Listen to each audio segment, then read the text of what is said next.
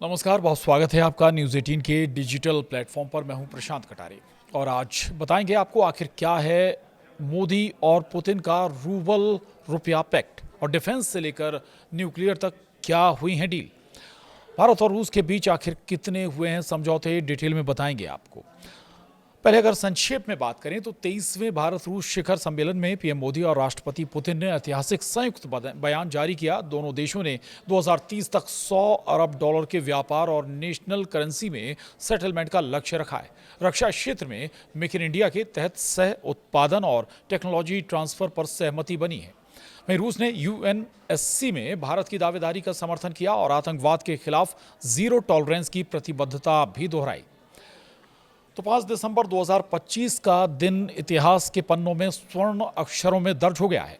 ये वो दिन है जब दुनिया की दो सबसे पुरानी और भरोसेमंद ताकतों ने पश्चिमी देशों की छाती पर मूंग दलते हुए एक नई विश्व व्यवस्था का शंखनाद कर दिया।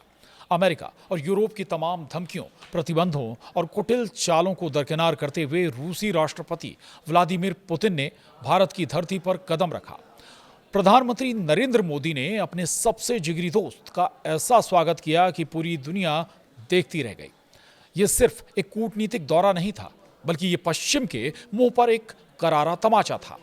23वें भारत रूस वार्षिक शिखर सम्मेलन में जो फैसले लिए गए हैं, उन्होंने ये साबित कर दिया है कि भारत और रूस की दोस्ती फेविकोल का वो मजबूत जोड़ है जो किसी भी भू राजनीतिक तूफान में टूटने वाला नहीं है। ये साल बेहद खास है। ये भारत और रूस की रणनीतिक साझेदारी यानी स्ट्रेटेजिक पार्टनरशिप की 25वीं वर्षगांठ है। साल 2000 में जब व्लादिमीर पुतिन पहली बार राष्ट्रपति के तौर पर भारत आए थे, तब जो बीज बोया गया था, आज 2025 में वो एक विशाल वटवृक्ष बन चुका है। प्रधानमंत्री नरेंद्र मोदी और राष्ट्रपति व्लादिमीर पुतिन ने संयुक्त बयान जारी कर साफ कर दिया है कि ये रिश्ता विश्वास और आपसी सम्मान की उस नींव पर खड़ा है जिसे कोई हिला नहीं सकता। महाशक्तियों का, जी हाँ, महाशक्तियों का हुआ है मिलन। 5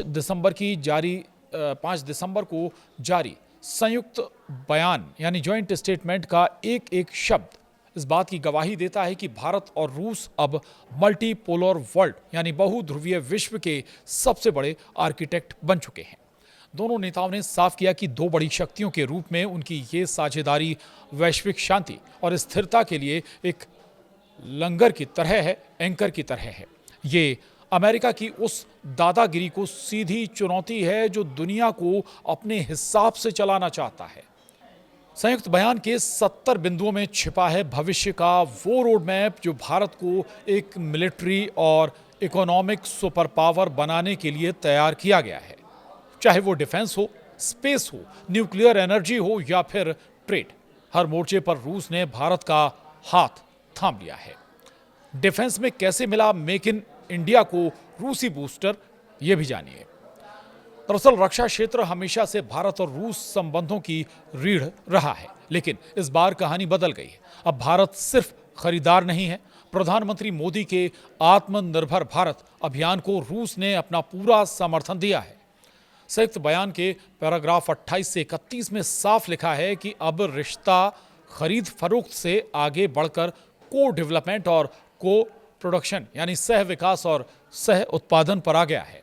रूस ने वादा किया है कि वो भारत में ही अपने हथियारों के स्पेयर पार्ट्स, कंपोनेंट्स और एग्रीगेट्स का निर्माण करेगा।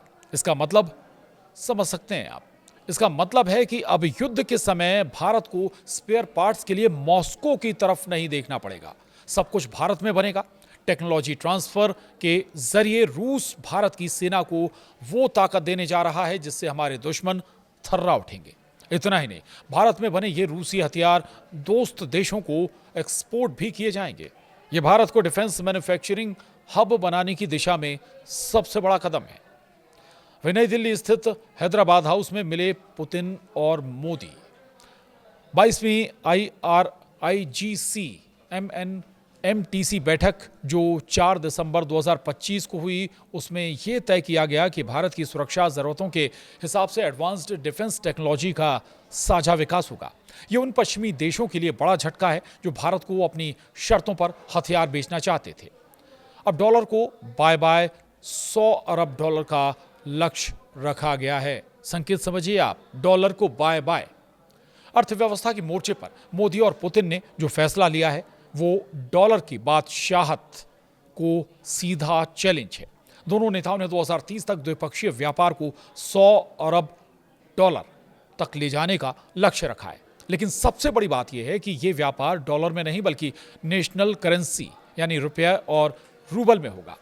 संयुक्त बयान के पैराग्राफ 13 में साफ लिखा है कि दोनों देश अपने नेशनल पेमेंट सिस्टम को एक दूसरे से जोड़ने पर काम करेंगे, यानी भारत का यूपीआई और रूस का एमआईआर या अन्य सिस्टम एक साथ काम करेंगे। इससे पश्चिमी देशों के प्रतिबंध यानी सैंक्शंस धरे के धरे रह जाएंगे, बिना किसी रुकावट के व्यापार होगा।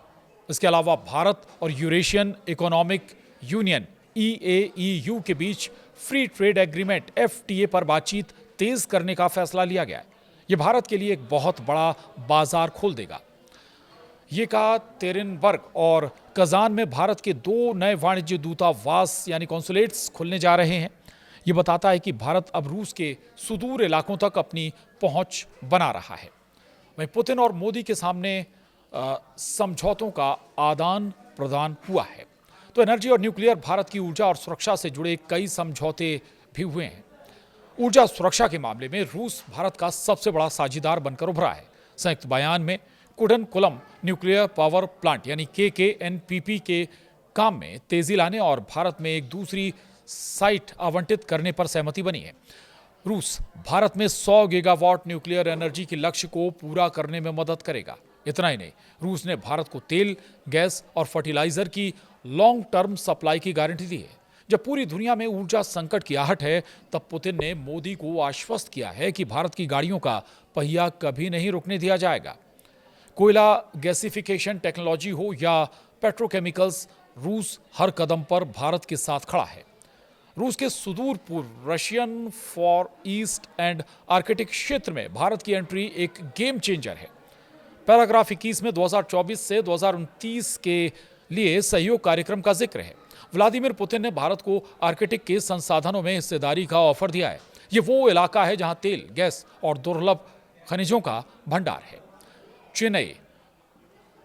Chennai Vladivostok maritime corridor, eastern maritime corridor और नॉर्दर्न सी रूट पर सहयोग बढ़ाकर भारत ने चीन की बेल्ट एंड रोड इनिशिएटिव को करारा जवाब दिया है। भारत अब सीधे आर्कटिक के रास्ते यूरोप और रूस से जुड़ सकेगा। यह सामरिक और आर्थिक दोनों नजरिए से भारत की बहुत बड़ी जीत है। इतना ही नहीं, आतंकवाद और पाकिस्तान को भी सीधी चेतावनी यहां से दे दी गई है। तो संयुक्त बयान का पैराग्राफ 60 पाकिस्तान के लिए किसी बुरे सपने से कम नहीं है। इसमें 22 अप्रैल 2025 को जम्मू कश्मीर के पहलगाम में हुए आतंकी हमले और 22 मार्च 2024 को मॉस्को के क्रोकस सिटी हॉल हमले की कड़े शब्दों में निंदा की गई है। मोदी और पुतिन ने एक स्वर में कहा है कि आतंकवाद के खिलाफ जीरो टॉलरेंस की नीति अपनाई जाएगी। सीमा पार से आतंकवाद यानी cross border movement of terrorists और टेरर फाइनेंसिंग का जिक्र करके इशारों में पाकिस्तान को बता दिया गया है कि अब उसकी खैर नहीं। दोनों देशों ने कसम खाई है कि वे आतंकियों के सेफ हेवन, सुरक्षित पनाहगाहों को जड़ से उखाड़ फेंकेंगे, चाहे वो अफगानिस्तान में छिपे आतंकी हों या पाकिस्तान में। भारत और रूस मिलकर उनका सफाया करेंगे। इतना ही नहीं, संयुक्त राष्ट्र में भारत की वीटो पावर की पक्की गारंटी भी मिल गई है। संयुक्त राष्ट्र सुरक्षा परिषद यानी UNSC में सुधार और भारत की स्थायी सदस्यता, परमानेंट मेंबरशिप को लेकर रूस ने अपना समर्थन फिर दोहराया है। पैराग्राफ 42 में साफ लिखा है कि रूस एक रिफॉर्म्ड और एक्सपेंडेड UN सिक्योरिटी काउंसिल में भारत की स्थायी सदस्यता का दृढ़ समर्थन, स्टीडफास्ट सपोर्ट करता है। ये उन देशों के लिए संदेश है जो UN में भारत का रास्ता रोकने की कोशिश करते हैं। रूस ने साफ कर दिया है कि वो अपनी वीटो पावर और कूटनीतिक ताकत का इस्तेमाल करके भारत को उसका हक दिलाकर रहेगा। साथ ही रूस ने भारत के न्यूक्लियर सप्लायर्स ग्रुप यानी NSG में शामिल होने का भी पुरजोर समर्थन किया है। इसके बाद बात स्पेस की भी कर लेते हैं। स्पेस या गगनयान से लेकर ग्रहों की खोज तक में दोनों देशों के बीच सहयोग होगा। स्पेस सेक्टर में भी दोनों देशों ने नई ऊंचाइयों को छूने का फैसला किया है। इसरो और रोस्कोस्मोस के बीच इंसानी मिशन यानी human space flight rocket engine का विकास और ग्रहों की खोज प्लेनेटरी एक्सप्लोरेशन में सहयोग बढ़ाया जाएगा। भारत का गगनयान मिशन हो या भविष्य के स्पेस स्टेशन का सपना, रूस की टेक्नोलॉजी भारत के लिए अहम साबित होगी। इसके अलावा कनेक्टिविटी पर भी फोकस होगा। International north south transport corridor INSTC को मजबूत करने पर जोर दिया गया है। ये रूट भारत को ईरान और मध्य एशिया होते हुए रूस और यूरोप से जोड़ेगा। ये स्वेज नहर का विकल्प बन सकता है और व्यापार की लागत को काफी कम कर देगा। रूस और भारत की रेलवे के बीच सहयोग से टेक्नोलॉजी एक्सचेंज होगी, जिससे भारतीय रेलवे को आधुनिक बनाने में भी मदद मिलेगी। इसके अलावा क्रिटिकल मिनरल्स और टेक्नोलॉजी पर भी मिलकर काम करेंगे दोनों देश। आज की दुनिया में जिसके पास चिप्स और क्रिटिकल मिनरल्स हैं वही राजा है। संयुक्त बयान के पैराग्राफ 33 में क्रिटिकल मिनरल्स जैसे लिथियम, कोबाल्ट और रेयर अर्थ मटेरियल्स की खोज और प्रोसेसिंग में सहयोग की बात कही गई है। यह हाईटेक इंडस्ट्री और इलेक्ट्रिक वाहनों के लिए ज़रूरी है। दोनों देश क्वांटम कंप्यूटिंग, AI और डिजिटल सिक्योरिटी में भी साथ मिलकर काम करेंगे। और अब बेहद महत्वपूर्ण बात आखिर में, जहां 2026 में मॉस्को में अगला महासम्मेलन होने जा रहा है और इस ऐतिहासिक दौर का अंत एक और बड़ी खबर के साथ हुआ है, जहां राष्ट्रपति पुतिन ने PM मोदी को 2026 में 24वें वार्षिक शिखर सम्मेलन के लिए रूस आने का न्योता दिया है। PM मोदी ने इसे स्वीकार कर लिया है और इसके साथ ही भारत और रशिया की दोस्ती प्रगाढ़ होने के रास्ते पर और 2 कदम आगे बढ़ गई है। आज के लिए इतना ही। नमस्कार।